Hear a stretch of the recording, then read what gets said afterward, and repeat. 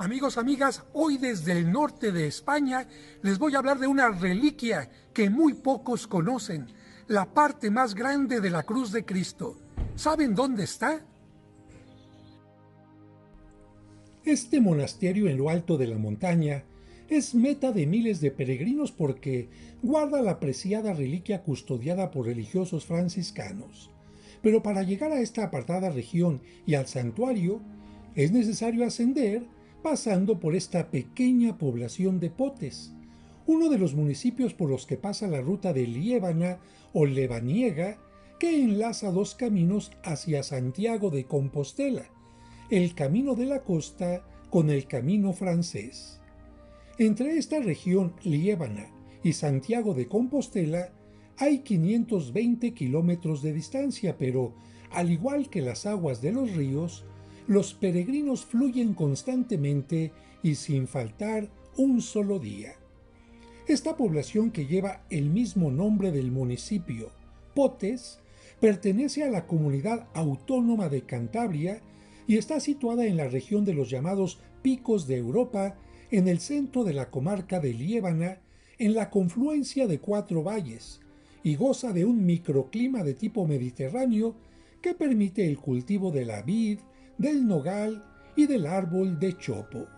Aquí, los peregrinos pueden descansar o retomar fuerzas y los turistas gozar de comidas y bebidas típicas de la región, así como de hermosas vistas o visitas como la de una torre del siglo XV llamada Torre del Infantado.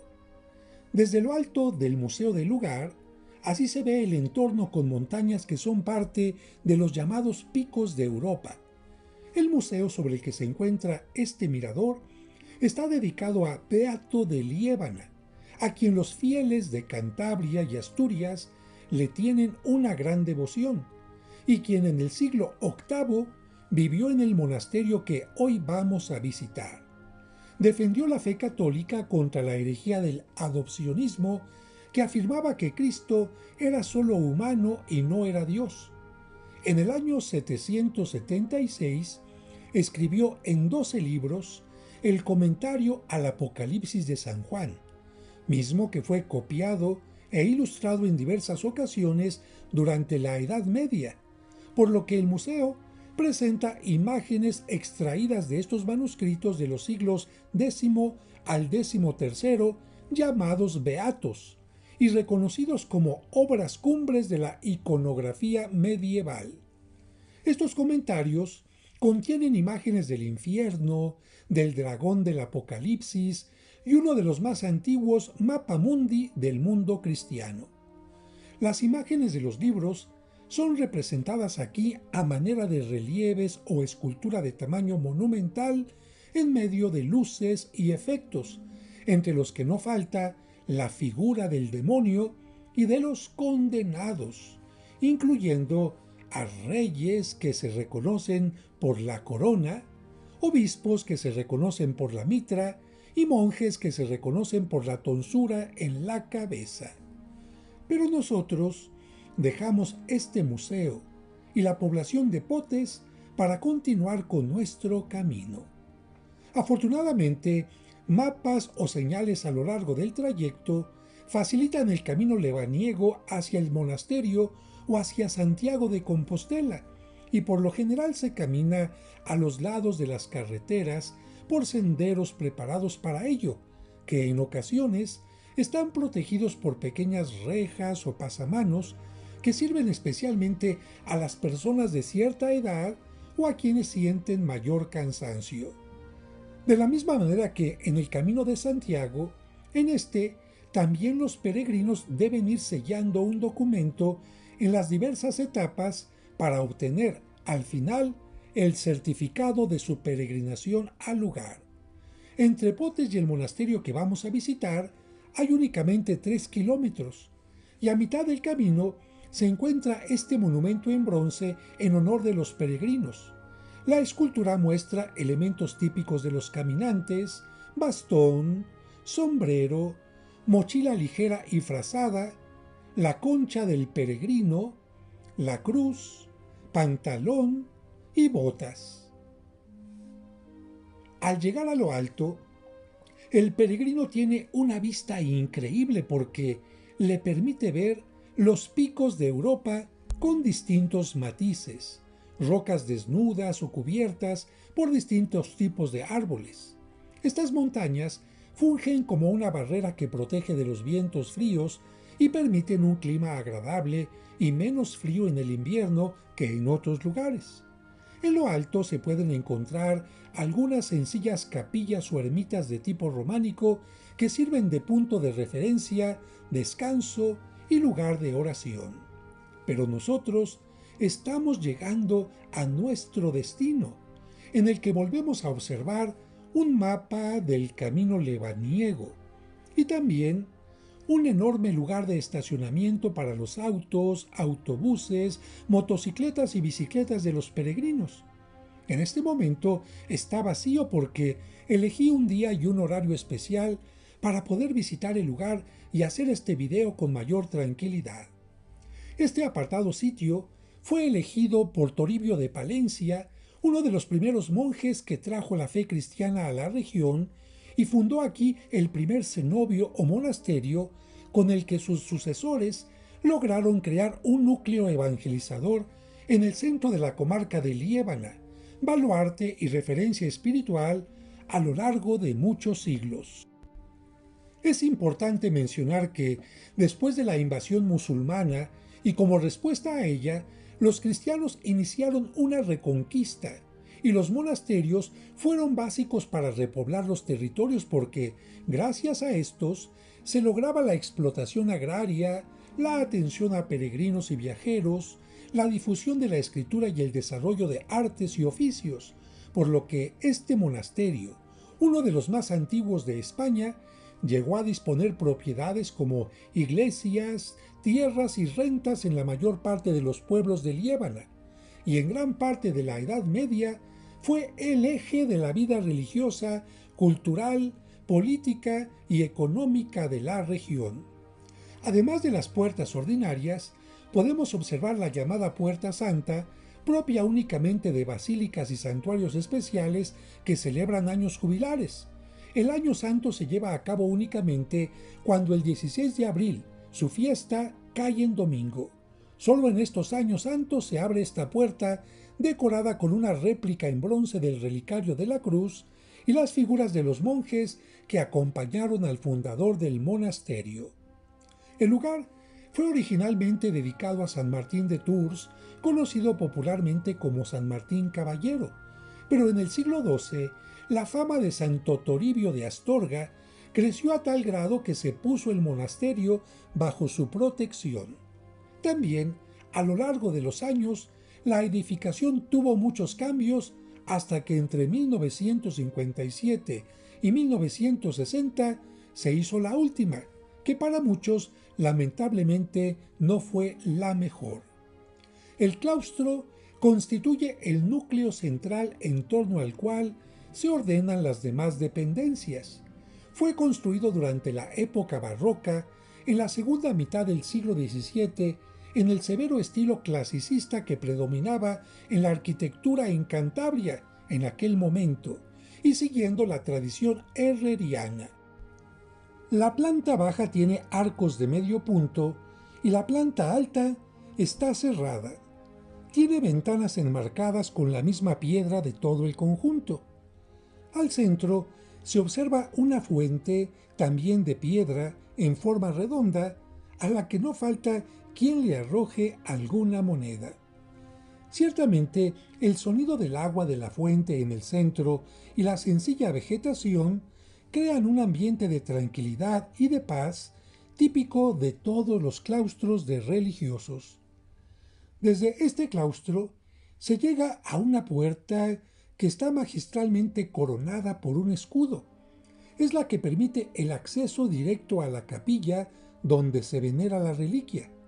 En uno de sus lados está la escultura del apóstol Santiago y en el otro la vénera o concha de los peregrinos. Pero nosotros entraremos primero a la iglesia para conocerla y entraremos a la capilla por el ingreso desde la misma iglesia. Aunque en otro tiempo el monasterio estuvo habitado por un grupo importante de religiosos, la creación de parroquias en las cercanías primero y un convento dominico después fue reduciendo no solo la comunidad, sino que ocasionó que perdiera importancia y partes de la construcción que tenía elementos románicos y góticos y le daba a todo el conjunto una apariencia medieval. Algunos consideran que fue muy desafortunada la última restauración. Actualmente viven en el monasterio solo 2 franciscanos, ya que desde 1960 es esta orden religiosa la que custodia el santuario, por lo que el escudo sobre la puerta tiene elementos franciscanos. Y ahora, después de ver este escudo, vamos a conocer el interior. Como estás viendo, se entra por esta puerta lateral y ya dentro podemos observar que se trata de una iglesia con una nave central y 2 laterales separadas por columnas. A nuestra izquierda, en la parte trasera del templo, el área del coro, en el oeste, y frente a nosotros, en la parte este u oriente que estamos viendo en este momento, de acuerdo a la tradición, la zona del ábside con el altar principal. Las paredes de mampostería muestran la piedra desnuda sin ningún tipo de repellado o aplanado y las bóvedas son de crucería. La decoración austera del templo nos recuerda a las construcciones cistercienses, en las que la sencillez y la humildad de los materiales es considerada la mejor forma de alabar a Dios. En la nave de la epístola o del lado derecho a la que nos dirigimos se encuentra una pila bautismal, un arca o urna para el Santísimo Sacramento y una talla que perteneció a una ermita situada en torno al monasterio. Al centro, la urna, a la derecha la pila y sobre el muro, en la parte de atrás, la talla de Nuestra Señora de los Ángeles con el niño que abraza tiernamente a su madre. La urna muestra al centro a Cristo Pantocrátor, es decir, todopoderoso, rodeado por los 12 apóstoles, el colegio apostólico. Para recordar que en la Santa Misa se renueva el sacrificio de Cristo, en la zona del altar principal, además del altar formado por varios bloques de piedra, sobre la pared, en el fondo, se observa un ícono con Cristo crucificado, flanqueado a la izquierda por la Virgen María y a la derecha por San Juan Evangelista. En la parte superior, 3 esbeltos vitrales. En este lugar se celebra la Eucaristía cuando hay gran cantidad de fieles. Y en la capilla del lado del Evangelio, a la que ahora nos dirigimos, veremos la escultura yacente de Santo Toribio de Astorga, que fue realizada a principios del siglo XIV sobre el tronco de un colosal olmo cortado en la provincia de Burgos. En este lugar estuvo sepultado el santo, exactamente en este lugar. La escultura mide 157 centímetros de largo por 57 de ancho y está deteriorada porque los peregrinos, desde que se expuso, comenzaron a quitarle pequeñas astillas para llevárselas como reliquias ante la imposibilidad de llevarse reliquias del cuerpo del santo patrono del lugar. Aunque hubo órganos más antiguos, el actual de 1954 fue construido para una iglesia de Viena y luego armado en este lugar por los organeros Aspiazu e hijo de Guipúzcoa. La capilla del Lignum Crucis que ahora vamos a visitar fue construida a principios del siglo XVIII a expensas de don Francisco Gómez de Otero, que fue inquisidor en Madrid y arzobispo de Santa Fe de Bogotá, Colombia. Tanto la decoración de los relieves de la cúpula como la escultura del donante, que veremos después, son obra del escultor asturiano Antonio de Borja. El relicario con la preciada reliquia está al centro en un baldaquino dorado. Las pechinas de la cúpula están embellecidas con la figura de los 4 evangelistas, San Mateo, San Marcos, San Lucas y San Juan, ya que gracias a su evangelio, especialmente en los detalles del texto del discípulo amado, San Juan, el mundo entero puede conocer la historia en la que, por amor, Cristo aceptó la pasión y muerte en cruz para salvar a la humanidad. El baldaquino realizado en madera dorada se apoya en un pequeño pedestal de piedra que se encuentra detrás del altar, ya que aquí también se celebra la Santa Misa.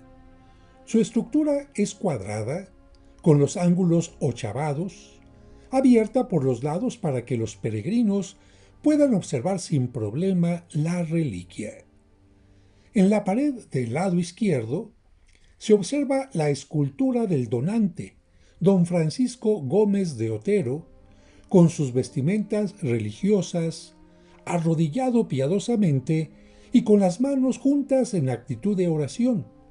Y en la pared opuesta, la del lado derecho, bajo el arco, una pequeña puerta que cuando se abre tiene un espacio que permite que la reliquia sea colocada ahí para que los fieles la veneren.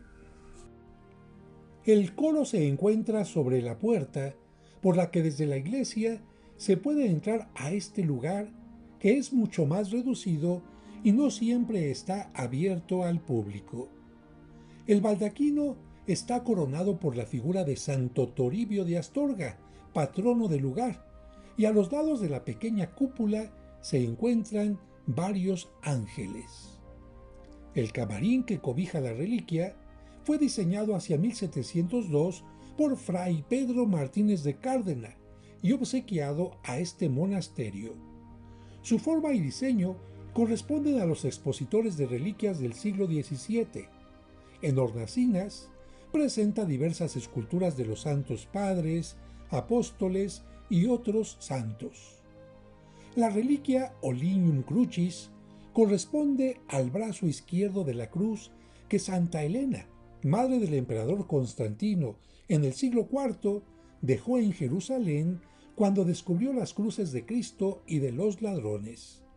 Llegó a este lugar entre los siglos VI y VII junto con los restos de Santo Toribio de Astorga, que vivió hacia el año 450 y defendió la fe contra los priscilianistas, que entre otras cosas negaban el dogma de la Santísima Trinidad. Por ello, fue recibido en Roma por el Papa León I, quien lo envió a Jerusalén para que custodiara el sagrario de aquella iglesia.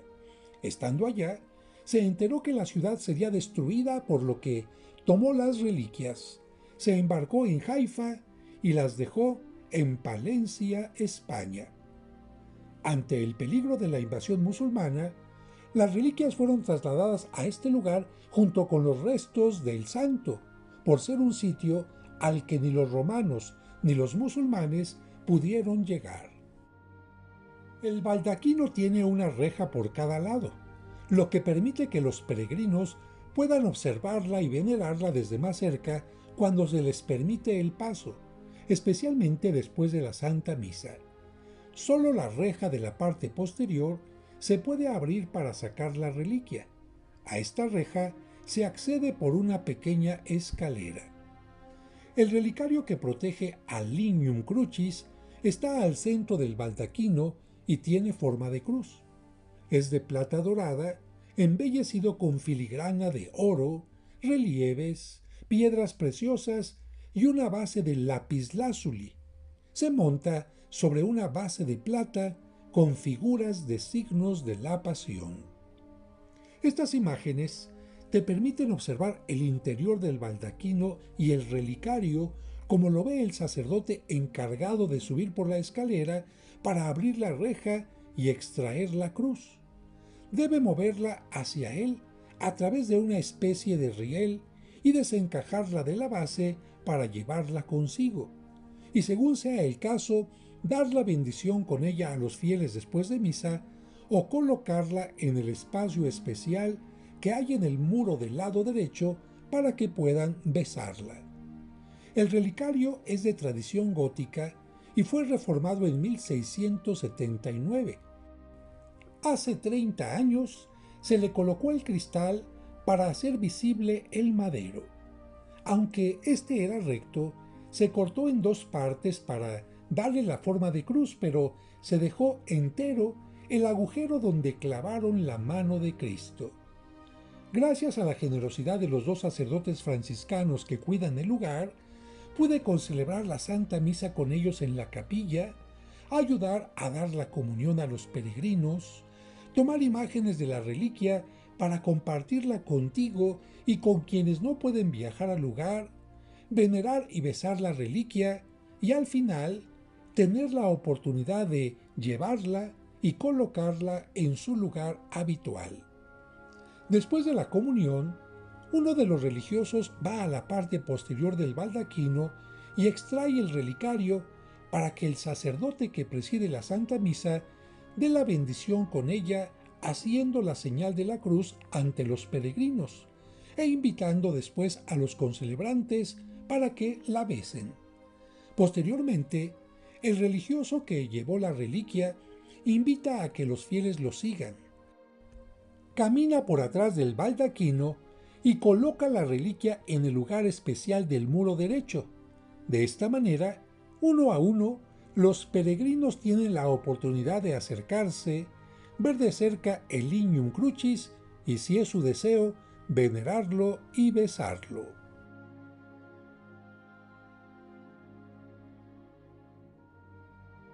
Padre, ¿qué significa para ustedes, franciscanos, tener esta reliquia tan importante? Pues en primer lugar, en este lugar donde estamos yo lo considero como el Alberna franciscano español, un lugar donde San Francisco se quedaría enamorado y plasmado. Eso es lo que nos ocurre a nosotros también, el saber que estamos custodiando una reliquia que habla de amor, una reliquia donde el que murió y vive Jesucristo nos está diciendo a través de ella lo mucho que nos quiso, nos quiere y nos querrá. Es decir, que el amor de Dios para el hombre es amor para siempre. Entonces, el estar en este lugar para nosotros los franciscanos es un lugar donde nos sentimos a gusto y, por decirlo de alguna forma, estamos aprendiendo a estar como María junto a la cruz. Muchas gracias, Padre. En la parte baja del relicario hay un espacio abierto en forma cuadrangular que permite ver el lugar donde estuvo el clavo que sujetó la mano izquierda de Cristo. Aquí lo podemos ver en un acercamiento. El leño vertical del Lignum Crucis mide 635 milímetros y el travesaño 393 con un grosor de 33 milímetros, y es la reliquia más grande conservada de la cruz de Cristo por encima de las que se custodian en Roma. El análisis científico de la madera que se hizo en 1958 determinó que es sumamente vieja, pero su durabilidad se debe a que su especie botánica es Cupressus sempervivens. En el siglo XVI, la devoción era tal que los papas Julio II y León X concedieron el año jubilar. Este se celebra cuando el 16 de abril cae en domingo. La puerta se abre después de 3 golpes de martillo.